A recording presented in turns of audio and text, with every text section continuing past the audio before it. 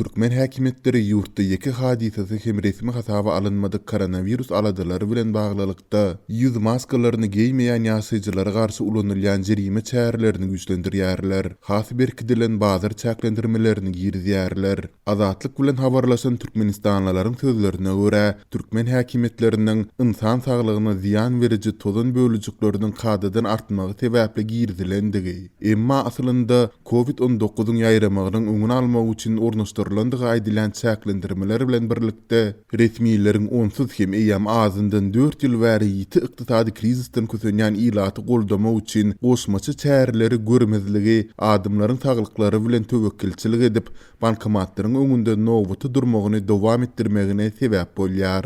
Azatlygy ýurdun dürli künjeklerinden gelip gowşan suratlarda we videolarda koronavirusa ýolugma howpyna garamazdan onarça adamyň bankomatlaryň öňünde nowbaty durandygyny siňlese bolýar.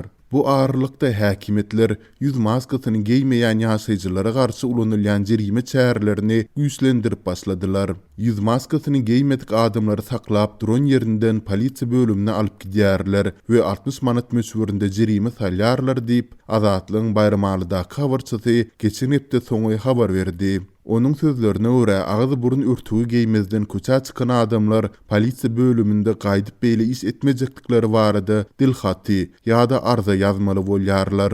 Düzgünü bozan piyada adamlar bolsa, olar polisiýa awtoulogyny mündürip alyp gidýärler. Ýol polisiýasynyň işgärleri ýüz maskasyny giýmedik sürüjüler taklap, goloýdaky polisiýa bölümine alyp gidýärler. Düzgünü bozan sürüjüler awtouloglar üçin hem 50 manat jerime tölemeli. Şundan awgust aýynyň birinden bazarlaryň ählisi, hatda azyk bazarlary hem ýapylýar diýip mara aýlanyp gören bayramalyly habarçymyz 1 awgustda aýtdy. Onun sözlerine görä Sağlyk Gullugynyň işgärleri hatda azyk dukanlaryny hem ýapýar, döwlet dukanlarynda bolsa, kassalarda satyjy bilen alyjynyň arasynda banklardaky kassalaryň agzyndaky ýaly aýnadan diýwar oturdyldy. Mundan başga guruluş materiallaryny satýan dukanlar hem ýapylýar. Sağlyk işgärleri olara düzgünü bozsalar 300 manat möçberinde jerime salýar diýip maradan gelen habarda aýdylýar. Satyjylar öz haritlerini şäheriň çetine çykaryp Gökçe köçesinde satmaga başladylar. Şugun akşamlagy golaý bu satyjylaryň ählisine 300 manat möçberinde jerime saldylar. Olar bu işi gaýtalasalar, ýagny ýeni köçe zat satmaga gelseler, onda haritleriniň illerinden alınjakdygyny aýtdylar diýip habarçy aýtdy. Bu ýagdaý şäheriň köçelerinde görünýän adamlaryň we awtouloglaryň keskin azalmagyna alyp geldi. Ilat dowla düşmäge başlady.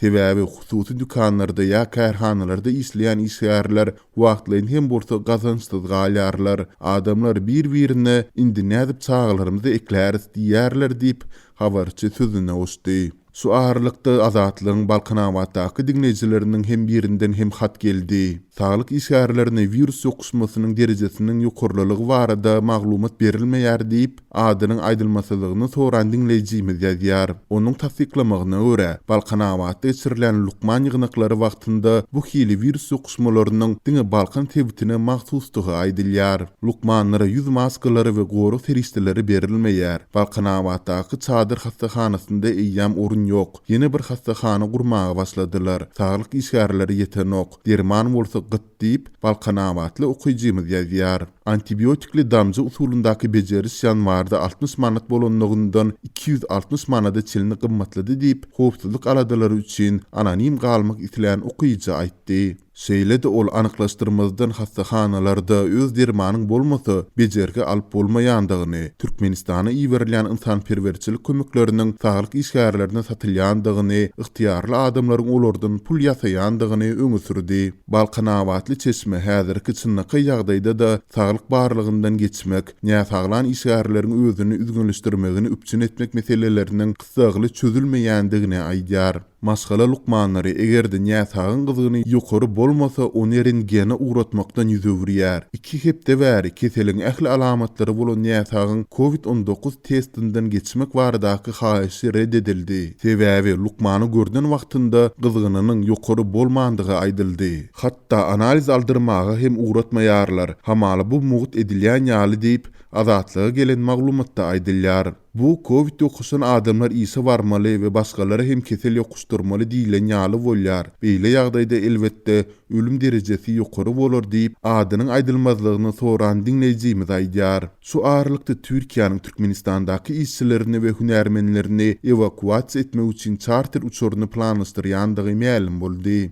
Akipres neşri 31-nji iýulda Gülhan diyarı San Türkmen kampaniýasynyň öz işçilerini we beýleki Türk kampaniýalarynyň hünärmenlerini evakuasiýa etmek üçin charter uçuryny gurnaýandygyny habar berdi. Emma Türkiýeden geljek uçurda izlerine dolanmak zerurlugy çykan Türkmen migrantlarynyň gelip biljekdigi ýa däldigi bilinmeýär. Neşriň Türkmenistandaky Türk diplomatik missiýasyna talgalanyp ýazmagyna görä, Türk howa ýollarynyň uçury 7-nji awgust güni akşam Türkmenbaşydan Stambula uçmaly. Mundan 26-njy iýunda gurnulan charter uçuşunda 133 Türk raýaty, 10-njy iýulda gurulan uçuşda bolsa ýene 30 raýat Türkmenistandan çykdy. Bu uçuşy buýyk Fransuz guruluşy kampaniýasy gurady. Emma Türkmenistanyň Türkiýede, Hindistanda we beýleki ýurtlarda galan raýatlarynyň haçan ýurda dolanyp biljekdigi belli bolman galýar. Azatlyk Türkmen häkimetleriniň pandemiýa döwründe daşary ýurtlarda galan raýatlary üçin uçur mümkinçiliklerini döretmek planlary barada hiç ýyly maglumat alyp bilmedi. Seýle de ýurtda hiç bir koronavirus hadisasynyň hasaby alynmandygyny aýdýan Türkmen häkimetleri azatlygyň ila darysyndaky ölüm habarlary, gonumçylyklarda peýda bolan täze mazarlaryň birden aşy köpelmegi barada berýän maglumatlaryny ne tasdiklaýar, ne de inkar edýär. Bankomat nowatlary egisilmeýär. Gurban bayramyna garamazdan Türk Täzirçilik bankynyň öňündäki bankomatlarda 100-den gowrak adam nowaty dur diýip Azatlyk radiosynyň habarçysy 3-nji awgustda Aşgabatdan habar berdi. Türkmenistana bankomatlaryň öňüne pul nowatlaşdyrmaga garaşýan adamlaryň uly nowatlary tutuş dünýäde dowam edýän hemde Türkmen häkimetleriniň ýurtda onuň hasaby alynmandygyny aýdýan koronavirus pandemiýasynyň arasyna egisilmeýär.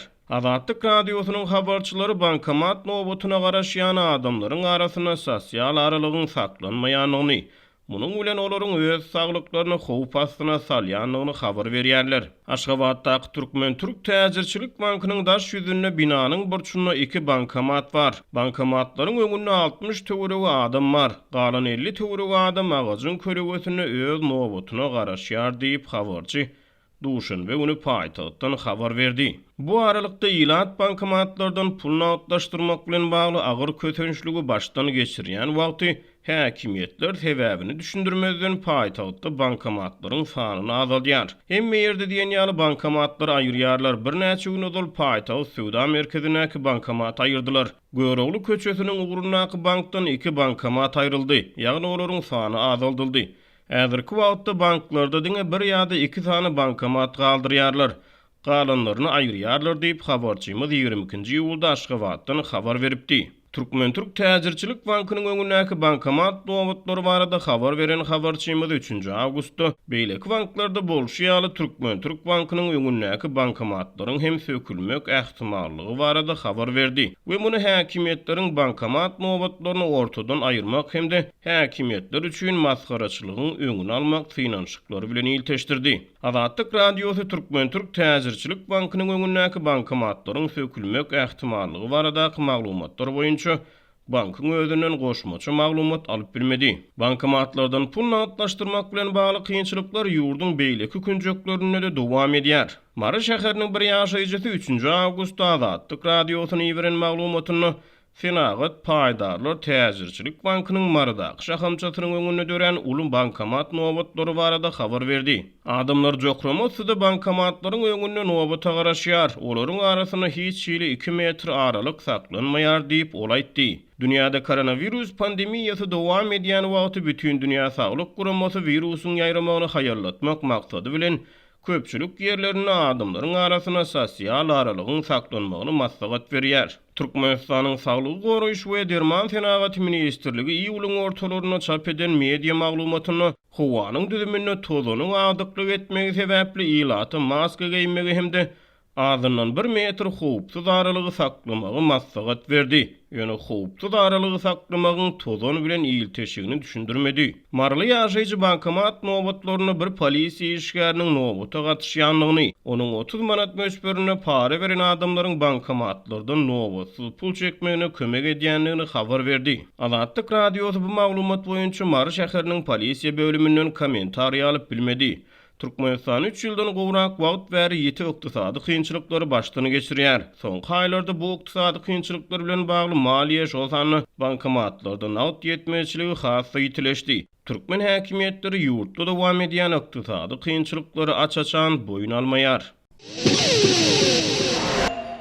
Türkmenistanda dowam edýän ykdysady kynçylyklar ipoteka bilen jaýly bolan adamlara zar burýar. Häzirki wagtda lewapda ipoteka esasyna jaý satyn alan ýüze goly ýaşaýjy karzlaryny töläp bilmän öýlerinden çykaryldy diýip Azatlyk radiosynyň habarçysy 2 awgustda anonim şertde habar berdi. Bu soňky galkynyş ýamyny Türkmenabadda we saýatda jaýalanlar üçin häzir ipoteka karzlaryny üzmek kynlaşdy diýip habar çaýtdy. Onuň öwrünen maglumatlaryna görä lewapda iň az ipoteka tölewi häzirki wagtda bir aýda 4000 manat töwereklerinedir. Bu dollaryň resmi alış çalış bahasy boýunça takminan $1100, Qara bazaryň narhyndan $166 barabar bolýar. Welayatda iň köp 2000 ýa-da 3000 manat aýlygy işleýän saglyk we bilim puwdawynyň işgärleri, organ işgärleri öýlerinden aýryldylar diýip habarçy berledi. Onuň bilen gurrundaş bolan ýerli synçylar bu ýagdaýa ýurtda aýlyklaryň uzypsyz bolmagynyň hemde